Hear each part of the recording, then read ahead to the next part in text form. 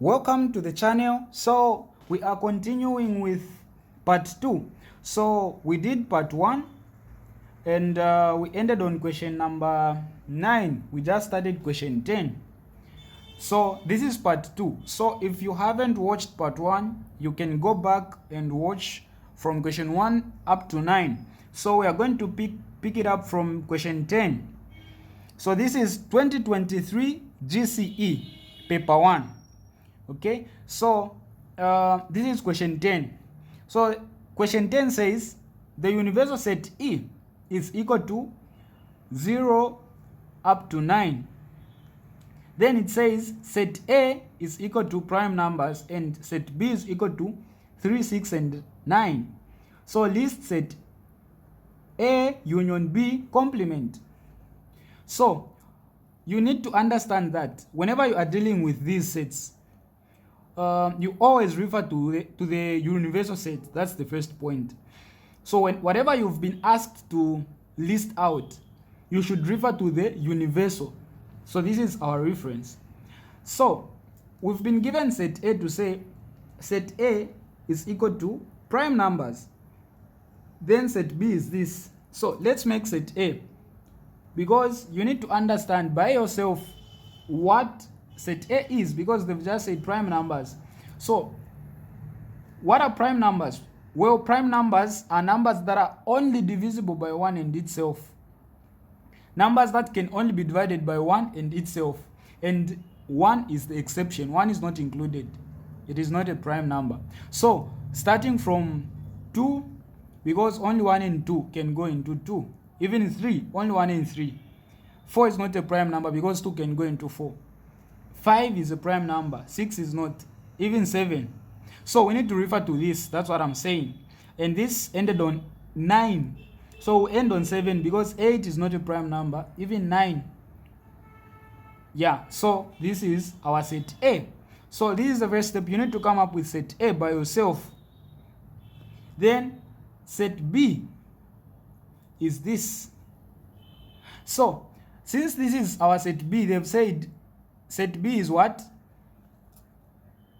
Is, let's write it here. So set B is 3, 6, and 9. So in the question, they want us to list set A union B complement. When you see complement, you need to understand that what it means. It means this should not be included. Okay, we don't need this set. It should be an exception. In short, remove this set. So all the numbers that are in this set, when we refer to the universal, should not be what? Should not be included. So our B complement, therefore, is going to be, so we'll get this, then we'll remove these numbers. So we'll remove 3, 6, and 9. So this is 3, this is 6, this is 9. We'll remain with this. So this is our B complement. 0, 1, 2. Then 4, 5, 7, and 8. When we remove 3, 6, and 9, this is our B complement. Okay? Then, therefore, when we want to list A, which is this, and B complement, which is this, it's going to be, A. We can write it here. So it's going to be A union B complement is equal to, so we'll get our A and our B complement, which is this, and put them together. So we'll start with the lowest. So we'll start with 0, 1, then 2, then where is our A? It's this one. But you understand that this 3 here is in B, so this is not going to be included. So it will be 0, 1, 2, then we'll go to 5. Then we go to, from 5, we go to 7 and 8.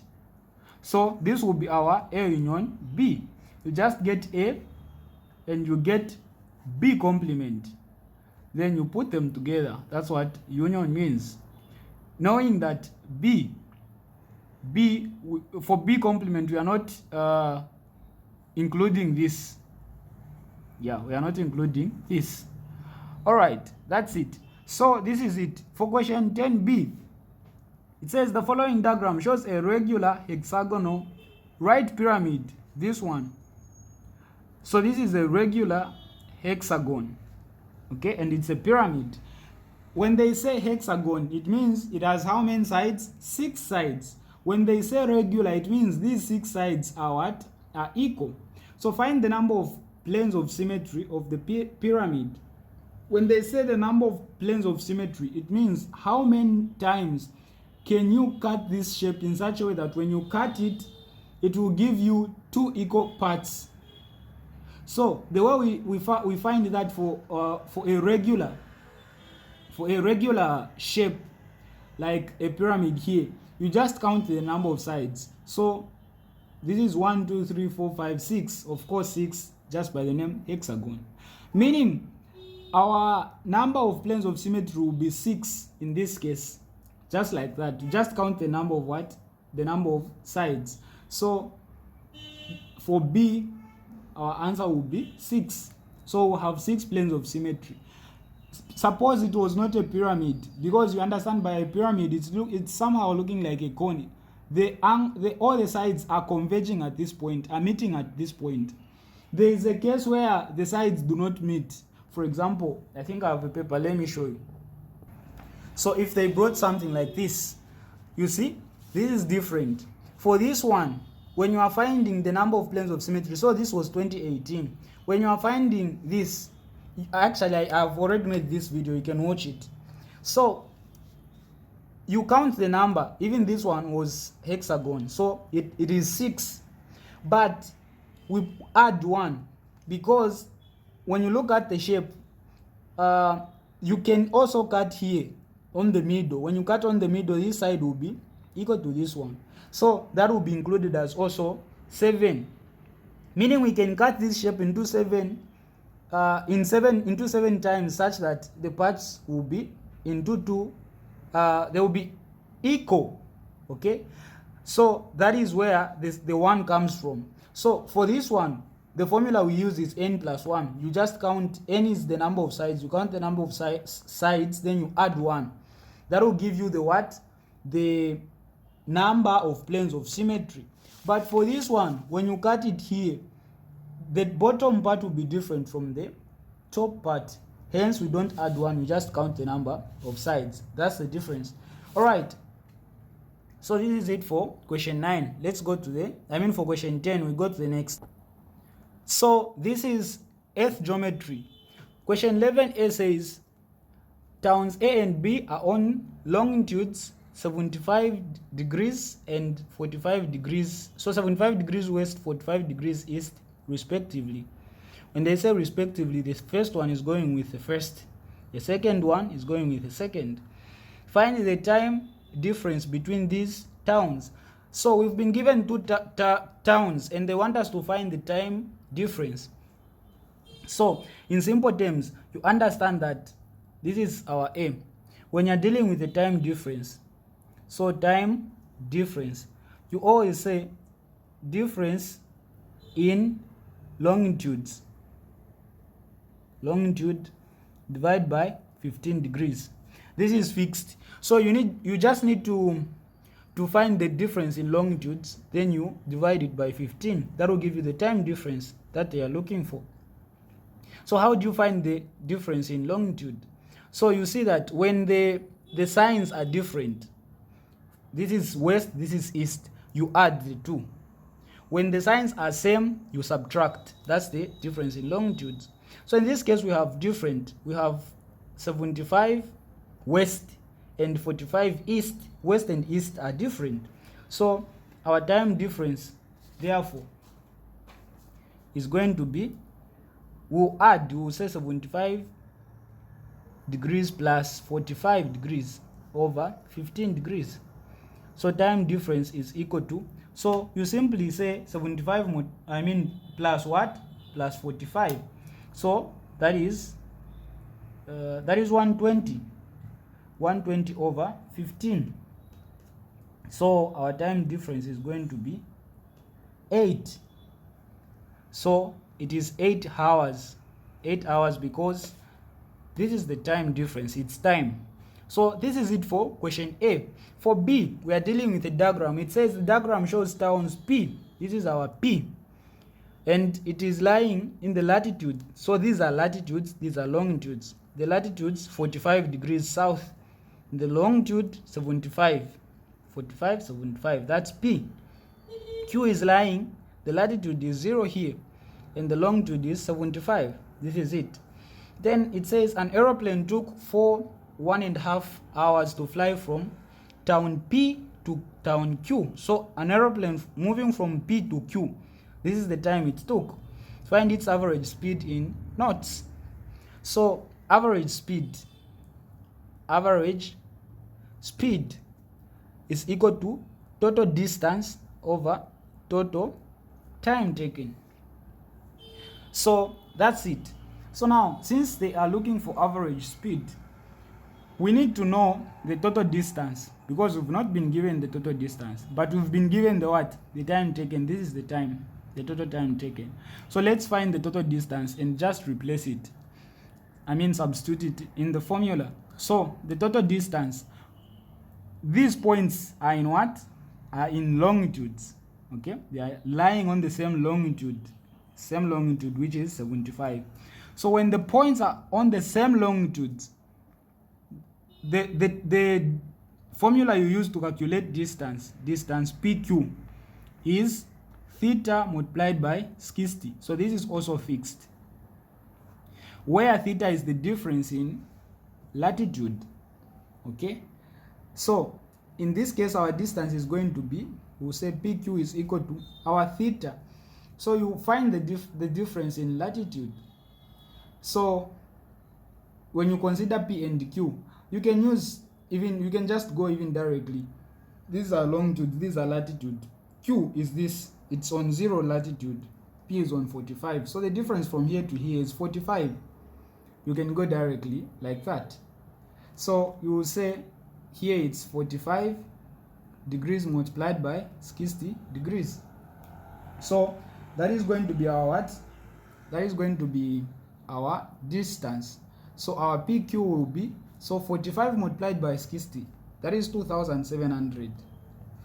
So the distance should be nautical miles. So this is our distance. When we get back to the formula, we will say average speed is equal to total distance 2,700.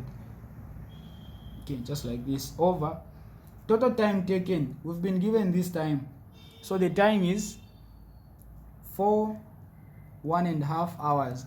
This might be a bit hard for us to work with it like this, so we convert it from this mixed fraction. So by converting, we say, so this is our time. We say 2 multiplied by 4, that's 8, plus 1. So you get the denominator multiplied by the base. 2 times 4, that's 8, plus the numerator 1, that's 9, over this same denominator. So it's 9 over 2. This is same as this. So that's the one we use. This is 9 over 2. So I've just substituted everything in the formula. Total distance over total time. What am I writing here? It's 9 over 2. Alright. So this is the case. And you understand that this, so start from here now. We are coming here. So our average speed will be 2,700 divided by now 9 over 2. So you simply say divide by 9 over 2. Now you understand that if you want to change this from division into multiplication, you swap this. So our average speed is going to be 2,700 times, so this comes on top, then the 9 comes downwards here. So that will be our case. And this now becomes easier because 9 into 9 is 1. 9 into 27 is 3. So we remain with 300 multiplied by 2. Therefore, our average speed will be 300 times 2. So our average speed will be 600 knots. They said you leave it in knots. So this is our final answer. Hope you understand that one. We go to the next. So our question 12 is saying solve this equation. So the equation they've given us is, this is our A. 5 to the power negative 3x is equal to 125. So these are indices. The first step, you need to make the bases same. So either you change this to this or you change this to this, but they should be same. So you understand that it's hard to change this 5 to be 125, but we can convert this such that the base becomes 5. So what are we going to say? We'll keep this 5 to the power negative 3x is equal to, then we'll say this is same as 5 to the power 3, because 5 to the power 3 means 5 times 5 times 5. We have 3 5s. So 5 times 5, that's 25. 25 times 5, that's 125. So 5 to the power 3 is same as 125. So the bases now are same, but the value is still 125. That's the concept. So that this can be cancelled, then you equate the powers. Whatever is this on top is equal to whatever is on top on the other side. So it will be negative 3x is equal to positive 3. Then over 3 here, even here over negative 3, even here over negative 3. So that this negative 3 cancels with this. Then our x is going to be positive 3 divided by negative 3 here.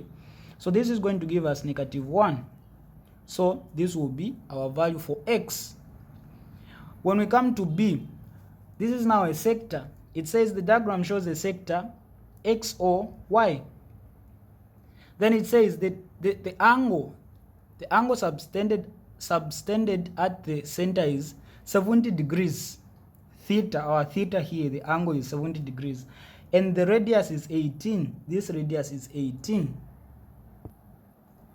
It then now says calculate the area of the sector x or y. They want us to find the area. So here they will either ask you to find the area. So this is our formula. So we use this formula. We say area is equal to theta over 360 pi r squared. So they will either ask you to calculate the area when they give you theta and radius, like in our case theta and radius, or to find the radius when they give you area and theta, or to find theta when they give you area and radius. Only those questions. So this is the same formula we use for all the cases. So our area is going to be theta, they've given us, is 70 degrees over 360 multiplied by pi, they've given us, this is 22 over 7 multiplied by r is 18. So 18 squared is same as 18 times 18, because the 18s are 2. So this is our case. So you need to understand the first thing, that every time we always have 22 over 7 here, and here we have 360, because 360 is in the formula and pi is always 22 over 7. So here you can reduce 2 into 22 is 11, 2 into 360 is 180. You can always reduce like this because these values don't change here. So you can reduce in this way. In this case, we can reduce 7 into 7 is 1. 7 into 7 here is 1. And this 0, so we'll have our 10 here. So 7 into 70 in short is 10. Again, we can reduce 18 into 18 is 1. 18 into this 18 will be 1. And this 0, so in 180, 18 will be 10. You see how it's going. So from here, we're going to have 10 here on top, over 10 here down, multiplied by this 11, multiplied by 18 here. And here 10 and 10 can cancel. So our area is going to be 11 times 18. So from here now, you just have to do what? To multiply.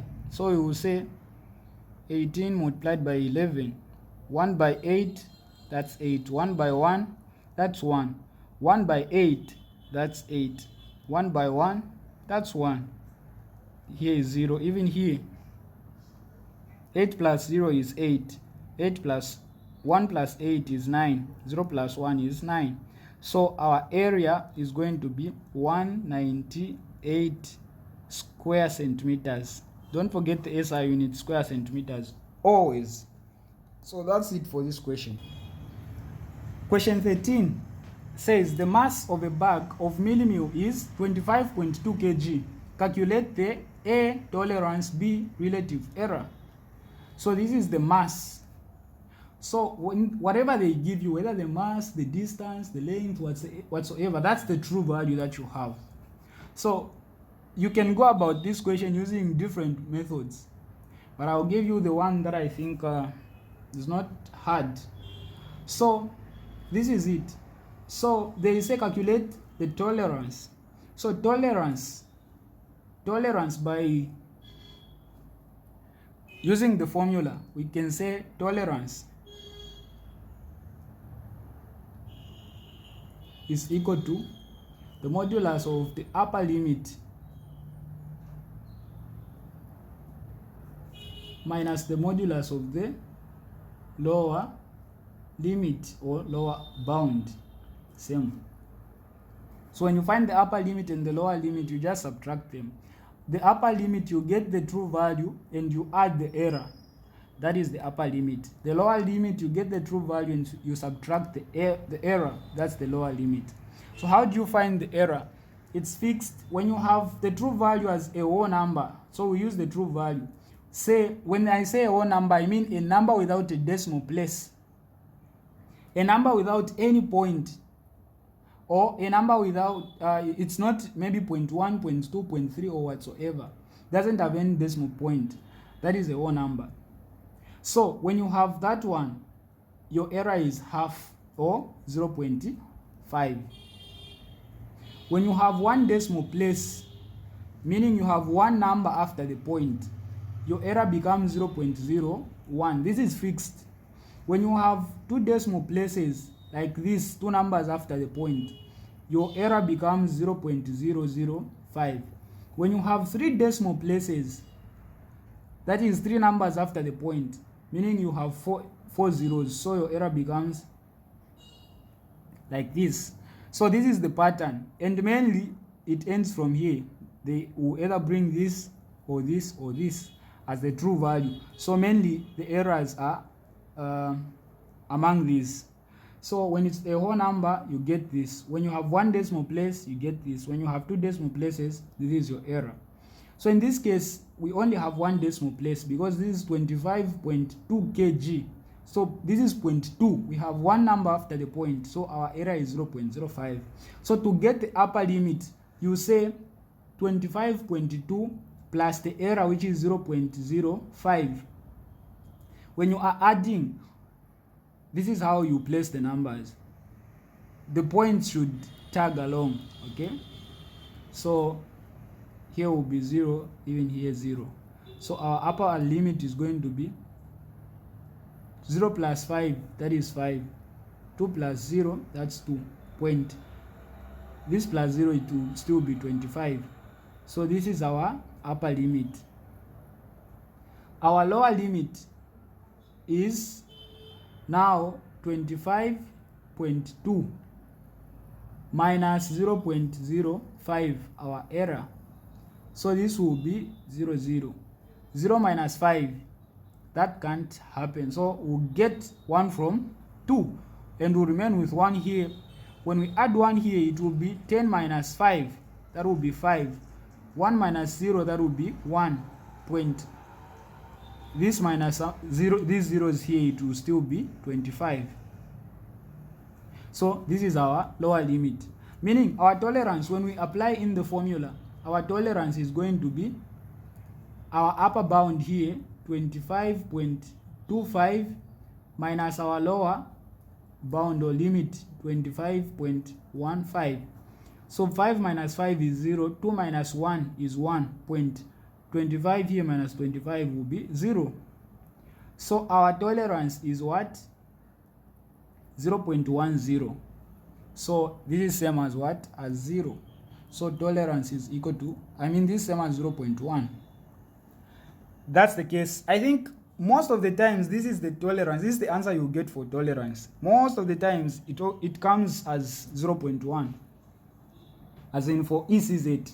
Then relative error. So relative error, the formula is also fixed. Relative error, if you want to calculate the relative error, you say relative error is equal to absolute error over true value. So the absolute error is that same error, then the true value is the one you are given. So our relative error in this case will be absolute error, we said it is 0.05 over the true value, which is 25.2. So this is our relative error, but we should not leave it like this. It shouldn't be left in decimal form, it should be left in whole numbers. So you need to get the whole numbers out of this, meaning we need to move 2 steps, because this is 5. So if we move 1, 2, we will have our 5 as our whole number. For us to move these 2 steps, it means we will multiply by 100. And when we multiply here, even here at the bottom, if we were moving 3 steps, we would have multiplied by 1000. If we were only moving 1 step, we would have multiplied by 10. That's how it goes.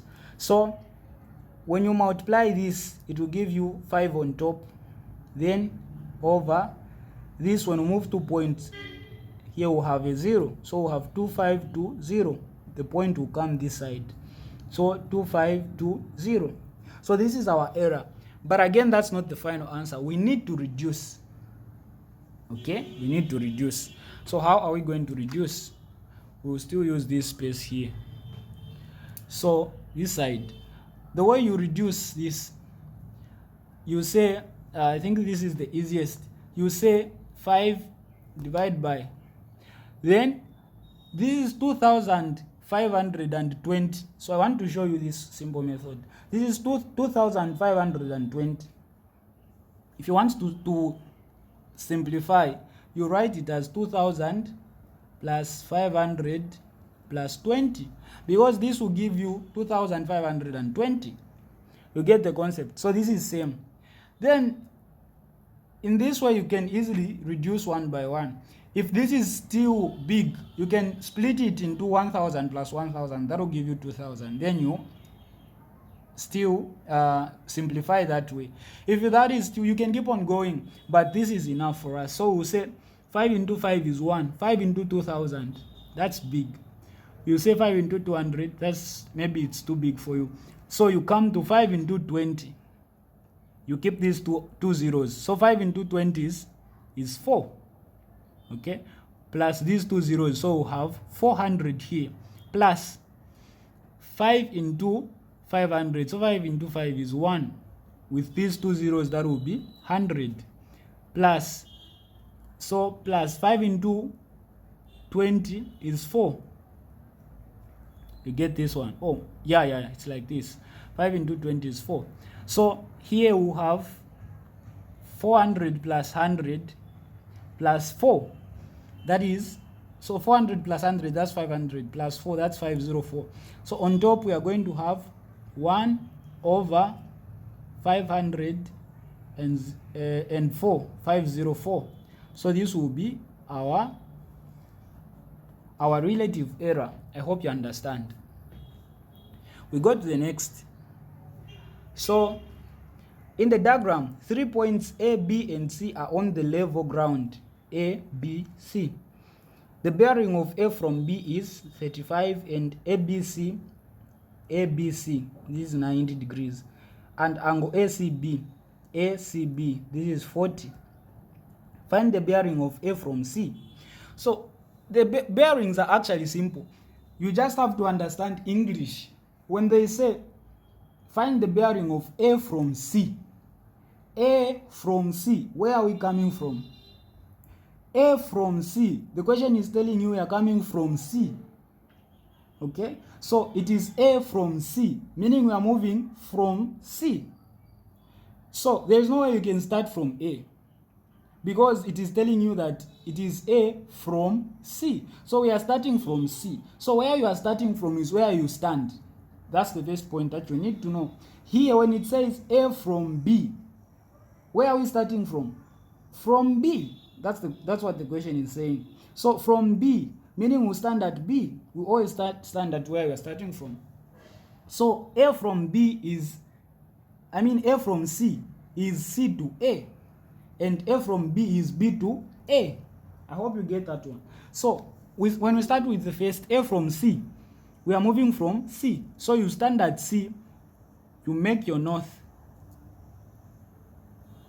So the compass should be in your head. This is north, south, east, and west. So you make a north like this.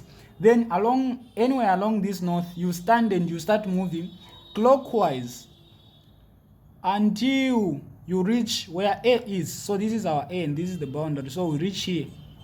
So this is the bearing they are looking for, this distance. So how can we find this?